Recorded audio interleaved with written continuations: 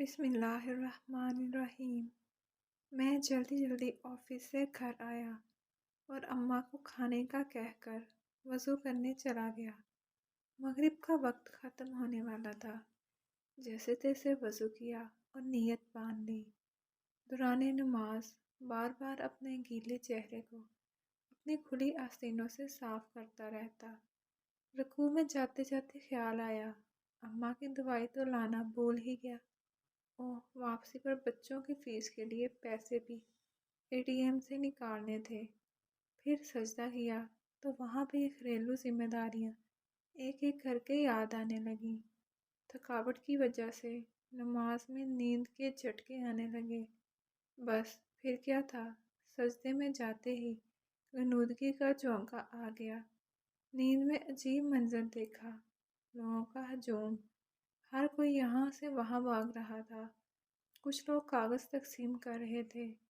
میرے پاس آ کر بھی کاغذ تھما دیا جس پر میرا نام لکھا تھا۔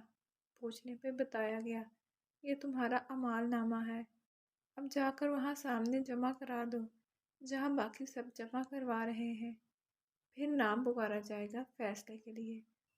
میں نے بھی جا کر کاغذ جمع کروا دیے اور لائن میں واپس آ گیا اور اپنے نام پکارے جانے کا انتظار کرنے لگا۔ نام پکارا جانے لگا، فلاں بنت فلاں جنت، فلاں بن فلاں جنت۔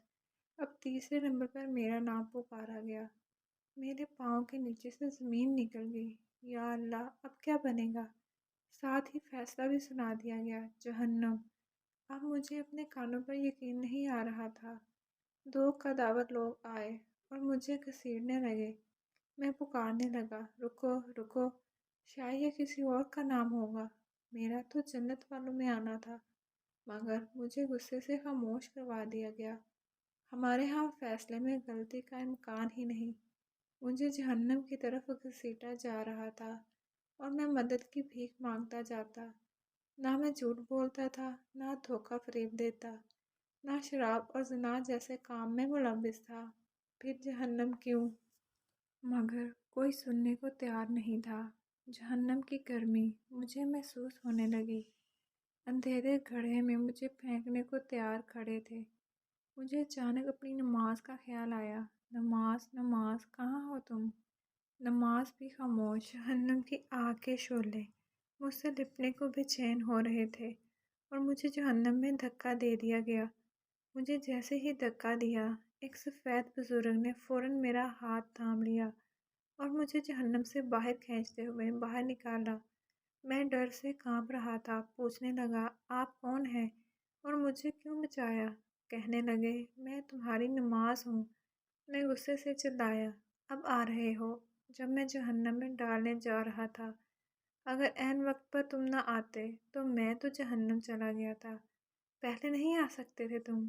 بزرگ کہنے لگے، جیسے تم مجھے تاخیر سے پڑھتے تھے، کبھی وقت پر نہیں پڑھا، ویسے ہی میں بھی تاخیر سے آیا ہوں۔ کبھی تم نے مجھے وقت پر پڑھا ہی نہیں تو میں وقت پر کیسے آتا؟ میری اکھڑی اکھڑی سانس اب قدرے بحال ہونے لگی۔ میری ماں نے آ کر مجھے سجدے میں ہلایا تو میری آنکھ کھلی۔ بیٹا خیر ہے؟ تم نماز نماز پکار رہے تھے سجدے میں۔ میں حیرت سے خود کو ٹٹولنے لگا کہ میں زندہ ہوں۔ پسینے سے شرابور ماں کے ہاتھوں کو چومنے لگا، اللہ کا شکر ادا کرنے لگا جیسے دوبارہ نئی زندگی ملی ہو مجھے۔ اور میں نے پختہ ارادہ کیا کہ آئندہ نماز میں کبھی سستی نہیں کروں گا۔ اب میں جہاں کہیں بھی جاتا ہوں تو وہاں بھی نماز کی فکر رہتی ہے۔ کان ہر وقت اذان سننے کو تیار رہتے ہیں۔ اب میں لیٹ نہیں ہونا چاہتا نماز میں۔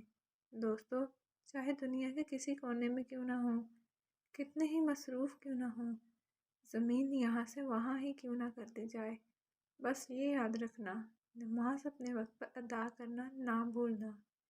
میری ویڈیو دیکھنے کے لیے شکریہ۔ اگر میری ویڈیو اچھی لگے تو اسے لائک کر دیں اور میرے چینل کو بھی سبسکرائب کر لیں۔